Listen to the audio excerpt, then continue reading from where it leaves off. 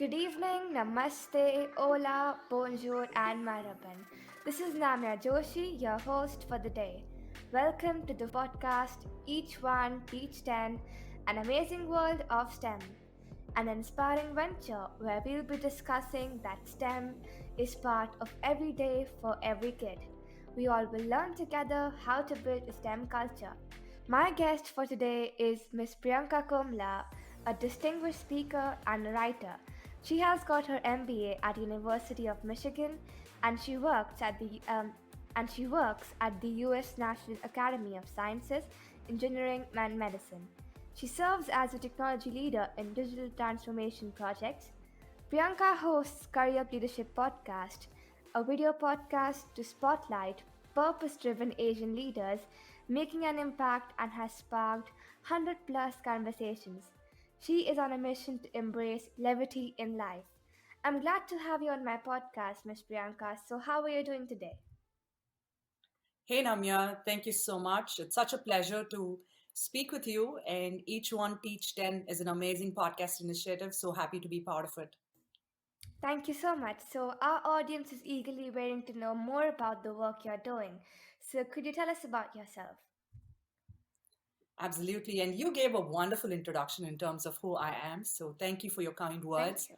And I should say, Namya was one of my special guests on Curryup Leadership podcast. She's one of those purpose driven Asian leaders who is making a significant impact. And congratulations on the Rashtriya Bala Puraskar Award. That goes a long way in terms of being a role model for a lot of young kids in STEM. Thank you so much, Priyanka. So, Priyanka, I know what you're passionate about. So, let us, our audience, know about your passion. I'd be super honored. And let me give you a little bit of background as to my connection with India so a lot of your audiences can relate to it. I grew up in India, Chennai, Madras, and I always had this vision of doing something.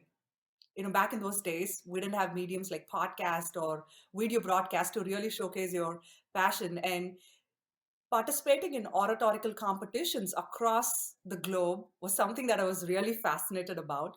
And that's how I started finding my passion for storytelling. And we're two girls, and my parents always had this vision of sending us to the US to pursue our education. And they opened up our land of opportunities, saying that, every girl needs to have economic independence. She needs to have the security from a financial standpoint. So they always focused on giving us the best and letting us go and explore the world. And here I am today in Washington DC, fast forward, where I came to pursue my education. So when I look back at my journey, Namya, and this goes with the theme of your podcast, each one teach 10, and inspire more young professionals and young people in STEM. So STEM is a very amazing career that I'm passionate about. And storytelling is another key aspect where I can increase the outreach of my STEM related work. That's great to hear. And I've heard people saying that people without passion are dead. So I'm very happy to know that you have a passion that you follow, and everybody has a passion that they want to follow. So we should be passionate about what we do. And I was reading in a book a few days before that there was a writer, um, actually a painter, who used to make, you can say, stories by drawing every scene. And he's from Japan, I suppose. And after he retired, he used to come back to his studio every day to draw. And he said that I will draw till my last breath. So that's how he followed his passion. And I'm very happy to know that you do that as well. And everybody should also follow their passion, because that's what shapes who you are and what you become in the future. Well said, Namya. And that's a great example about, it's not about a standard 9 to 5 job. It's not about a certain retirement age and then you sit at home and relax. If you really have the drive and the fire to do something, you keep doing it until, you leave the planet. Yeah. That's the way I look at it. And for me, sometimes I joke that the mic and me, the stage, are kind of inseparable. Wherever I go, it kind of follows me in different mediums. Great to hear that. So, Priyanka, who is your favorite actor or actress? Oh my goodness, this would be super fun. There's only one favorite, I should say actually two favorite actors. Given that I'm from South India, I am a movie buff. If there's some news that you want to hear about, Tollywood, Collywood, the southern part of India, I'm like the go-to person in my family. So I have two favorite heroes. One is Prabhas. He's a pan-Indian actor, and the other one is Gopi Chand. He's another South Indian actor. Okay, I was expecting Rajnikant, but it's okay. I don't even know anybody else than him, but I came to know two more people. I know. Hey, Rajnikant Talevar is like all-time favorite. Yes. He's a league above Yes. everyone else. Yes, true. So tell us your three success secrets of your podcast, Curryup Leadership Podcast. Thanks for asking, Namya. As I mentioned, I've always looked at ways in which I can be a storyteller because that's something that comes very natural to me. Just to give you an example, anytime I'm in a cab, in an Uber, I start chatting with, people, strangers who are helping you get to that task. And I'm always curious about their life stories, how they navigate challenges. And I think the storyteller in me comes out naturally, and podcast was just one way in which I could ensure the stories of my guests reach a wider audience. So, the podcast is about spotlighting purpose driven Asian leaders making an impact. And as you can see, the global issues around uh, Asian people, especially. 2 years ago, when I started the podcast, I wanted to make sure there was more representation of Asian leaders in the media. So, three success secrets of my podcast. One is pick yourself up when you face failure in life. Pick up yourself when you face failure in life and keep moving. The second aspect, focus on why you started the podcast. This goes to any initiative in your life, be it your podcast, like what you're doing, Namya, each one teach 10, or your initiative with Minecraft. Whenever you have challenges in life where you lose your momentum, where you feel there's too much of failure, you're not getting the kind of recognition that you deserve, always reflect and ask yourself why you're doing what you're doing. And you would find your answer internally. And then you'll also have a tribe of people who will be cheerleaders for you. For you, it's your mom, Monica Joshi, who's an awesome Wonder Woman and a teacher and educator who helps you and other students become better citizens of the country. For me, again, it's my mom. To give you an example, now that I've done 100 plus episodes with Curryup Leadership, when I was on my 17th episode, I gave up. There was the COVID pandemic, the challenges of motherhood, work, taking care of things around you and yourself. And I was like, you know what, I'm going to take a step back. But that's when my mom said, no, you got to do it. You can't let go of this because it's part of a broader vision. Sometimes when you face challenges in life, you have to look beyond yourself. You have to look at your mission. And when you know that that mission has a higher calling, that'll keep you going whenever you face, setbacks in life. And the third aspect, and this goes again with a podcast or any other initiative, is to always be curious about other people, like what you're doing. Listen to the other person's story and try to bring out the best aspects of the story by focusing on, Priyanka talked about Levity. I should ask more about it. And that's how the best stories come out, which sometimes I myself don't know are hidden inside me. So to sum up the three podcast success secrets, or you can scale this for any initiative, is pick up yourself when you face failure. Second, focus on why you started the initiative. And third, to bring out the best story, sit back, listen, and be intrigued by what the other person is saying. And one add-on suggestion that I would have is, as STEM professionals, we're always looking at how do we build a brand? And this could be through a podcast, this could be through your writing or any other kind of initiatives. So I would say experiment with different mediums where you can be a communicator, a storyteller, beyond siloing yourself as a technical professional. That goes a long way in creating projects that have a bigger impact. Great to hear that. And when you said like whenever you go into cab or Uber, you talk to those strangers. So that's when like it reminded me of having compassion for strangers. So like even though you don't know them, you should at least be kind enough to ask them, "How was your day?" So that'll make them feel happy. And the thing that I loved a lot is why you're doing something, because whenever you feel like I should stop it because I can't do anymore. You should think about like what was the reason I started it and what triggered me to go for it. So that really motivated me to take my podcast as well. Probably someday I'll invite you as the 100th guest on my 100th episode, and I would surely do that when I have my 100th I episode. would be I would be very honored. And that's what we did with our 100 episode, right? Yes. We never knew each other, but we reached out and look where we've forged a friendship across the globe. Yes, true. So, like you said, levity in life earlier. I've heard like you're embracing levity in life. So, can you share about this to our audience so that they can also know about it?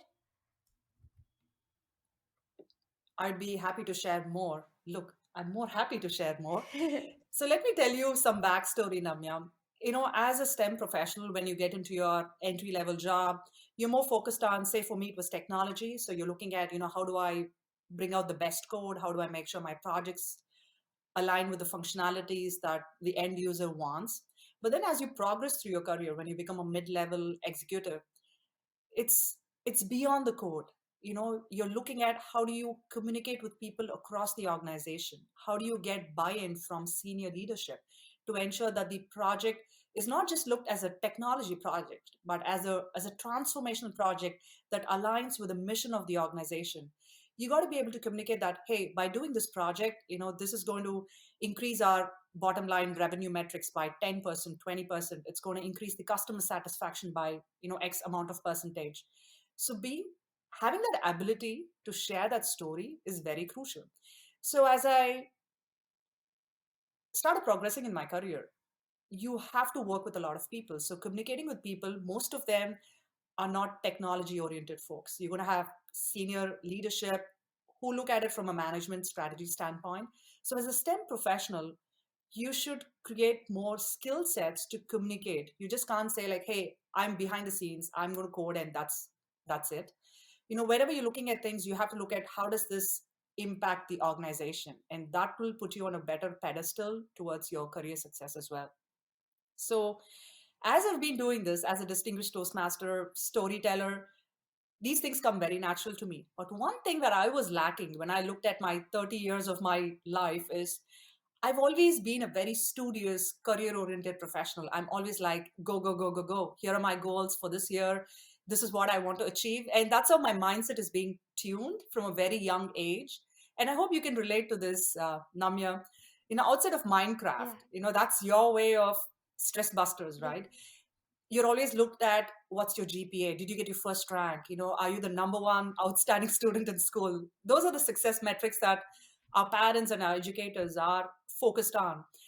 And then I decided once I became a mom, now that I have a 2-year-old, he's happy for no reason. And then I felt like if I have to enjoy these little moments in life, I have to stop my checklist of this is exactly what I want to do in my day. I mean, I do want to get through that checklist, but I want to do it in a happier manner because there's a lot of challenges. There's a lot of misery in life if you decide to go that route. And I think the COVID pandemic has been an eye opener for us, saying that life is too short. You're not guaranteed like 60 years of life to enjoy once you're retired. So that was like a epiphany moment for me, and I felt I'm going to create more happier moments in my life by enjoying little things like taking my toddler to the park, in meetings at work, having a fun background, putting in more smileys, having a nice smile on your face. So that helps in breaking the tension in high profile meetings or spending more quality time with your loved ones. So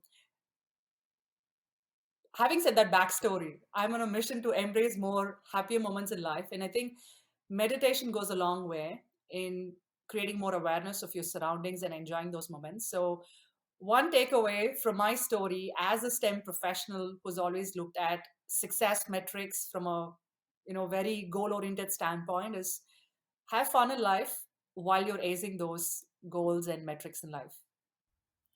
That actually reminds me of something like to find good in everything. So, like, even if you're doing your checklist and you find something that gives you happiness, you probably stop for a while and start doing that. But then you can also like find happiness in what you're doing as a checklist. So, say you were probably in your meeting and you were getting stressed out, but then you like find happiness in that because you are learning from the other person's perspective and you're also sharing. So, start believing in that you should not criticize things and try to find good in everything. So, that's what I can relate to as well with what you said right now. And that goes back to the point that you mentioned about when you're in a cab talking to a Yeah. stranger. You mentioned a very, impactful point, that having compassion to other people, that goes a long way. Yeah. So, which is your dream destination? Hawaii, Hawaii? that's Okay. uh-huh. I love the beaches. Coming from Chennai, which is where we have the second longest beach, Yeah. Marina. I never got to enjoy the beach as much as I should have growing up. So I've decided Hawaii is on my checklist. Okay. That's good to hear. And Hawaii is like a place where everybody would like to go and see the beautiful sunset and sunrise. I think I would want to visit that days. I want to visit that place someday. We could go together probably. I know. Aloha. We can do a podcast right from there, from Yeah, the 100th beaches. episode in Hawaii. I love it. We're going to make a goal around that. Yeah, true. So, like, as we're talking about STEM, so what do you have to say about girls in STEM? That's a very interesting and important question, Namya. Thanks for bringing that up.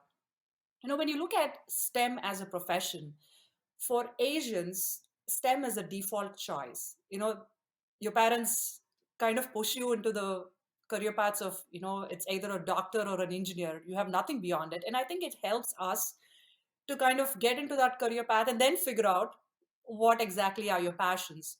But, you know, that fun trivia aside, what I'm looking at from a global standpoint is, let's look at women in the workforce, especially in the STEM field: science, technology, engineering, and math. We only have 28% of women in the STEM field.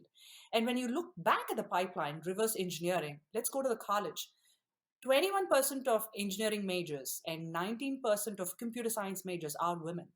So you see how the pipeline is kind of shrinking at every stage. Now, if you go back one more step, where can we find these young kids who are making decisions on, should I be a STEM professional? That's happening at the high school, middle school level. And I think that's exactly where we need to help these students look at the career options. And there are three different ways in which I strongly believe we can make a difference. And I do this in several capacities. One, being a role model. Most of the times, young kids emulate people that they see, emulate people that they like to hang around with. And if you can bring in more role models who are diverse, who are women of color, that really serves as an impetus for young kids to pursue a career in STEM. The second aspect being creating more confidence. As you mentioned, Minecraft is a great example of how you make education fun.